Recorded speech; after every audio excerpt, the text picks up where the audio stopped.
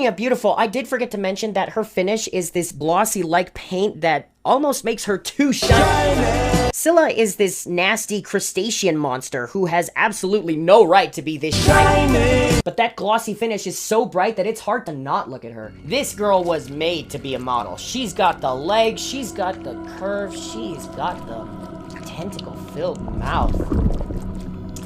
Do I have a problem? Moving on from the sculpting and detail, let's look a little bit closer at the design. The material that they use to make Scylla is incredibly sturdy and extremely durable. If it weren't for how skinny her legs are, I'd be convinced that she could survive being stepped on.